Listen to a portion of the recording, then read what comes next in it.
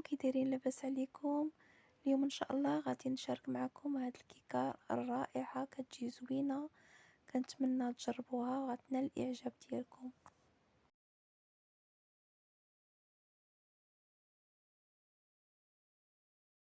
ديال هاد الكيكه ديالنا ان شاء الله.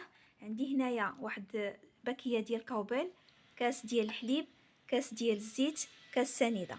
هاد الكيسان كلهم نفس العبار، كيسان ديال اتاي. عندي هنايا ساشي ديال الفلون، واحد ساشي ديال كاكاو، جوج خمارات، معلقه صغيره د الخل، وغناخذ من هنايا نص معلقه ديال النكهه ديال القهوه، جوج بيضات، قبيصه د الملح. بالنسبه للطحين عندي 150 غرام العبار بالضبط. بالنسبه للطريقه، غنديروا كاس ديال الحليب في الكاسرونه، وغنوضعوا عليه كاس ديال الزيت، وغنديروا كاس ديال سنيده،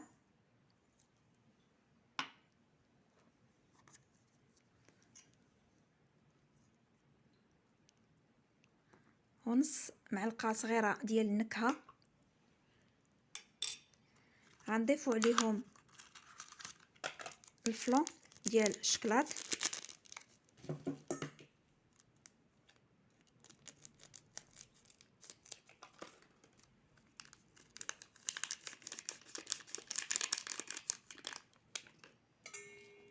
غنخلطوا هاد المقادير كامله.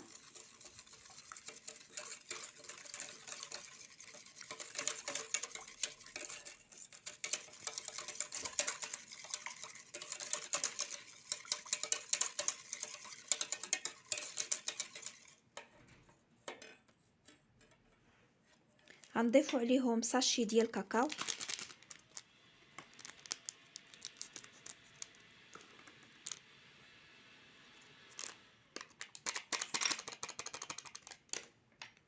وغادي نعاودو نخلطوا جميع المقادير.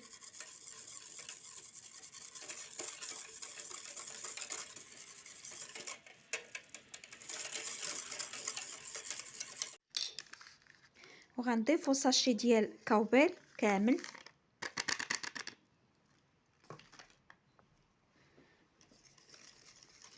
الخليط ديال الزيت وسنيده والحليب وكاوبيل وكاكاو غادي نقص منهم كاس.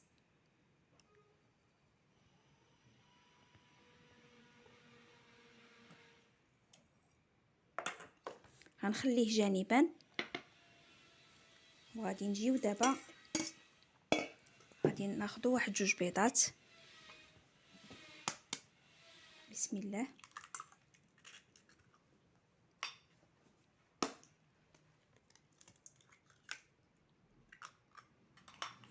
غنطربهم بين، غنضيفوا عليهم هذا الخليط هذا اللي نقصنا منه كاس،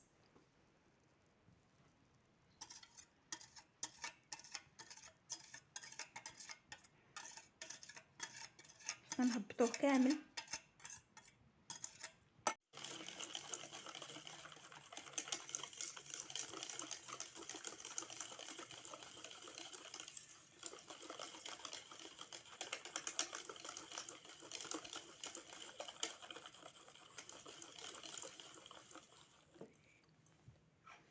غنضيفوا قبيصه ديال الملح،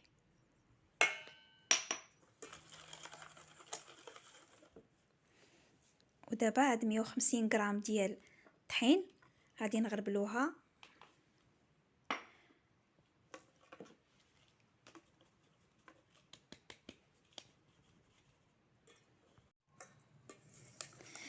بالنسبه للطحين قسمته على جوج مرات. غنخلط هذا الخليط هذا مزيان، وعاد غادي نكمل الباقي.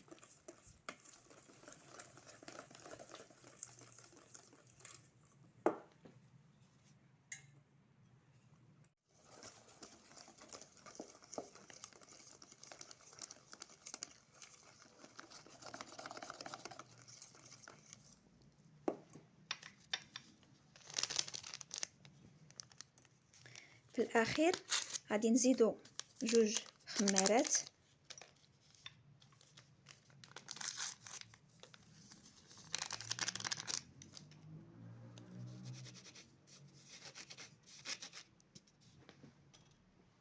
وغنضيف عليهم معلقه صغيره ديال الخل. بالنسبه للخليط ديال الخميره مع الخل كيعطيو لينا واحد التفاعل مزيان، عليها كنخليوهم هما الاخرين. بالنسبه للقوام ديال الخليط كيجي بحال هكا بالضبط. 150 غرام هي اللي كتجمع لينا هذا الخليط. انا خديت هذا المول درت له الزبده ورشيته بالكاكاو، حيت الكيكه ديالنا دايرينها بالكاكاو، يعني ما خصناش نديروا ليها الطحين، من الاحسن نغبروا المول بالكاكاو. دابا غادي نفرغوا الخليط ديالنا، ودائما كنعليو لو بول فاش كنكونوا مخلطين الكيكه بحال هكا، كتعطينا كيكه اسفنجيه كتجي رائعه. وبالنسبه للطريقه ديال الطياب ديالي انا في الكيكه دائما كنديرها في الفران بارد. كنشعل الفران على 160 درجه الحراره، وكنشعل غير من التحت ما كنشعلش من الفوق.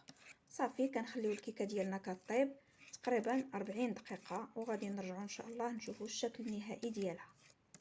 هي الخليط ديالنا خليته شويه سخن فوق البوطه، ما صورت لكمش هاد المرحله هادي، وضفت عليه واحد دانيت.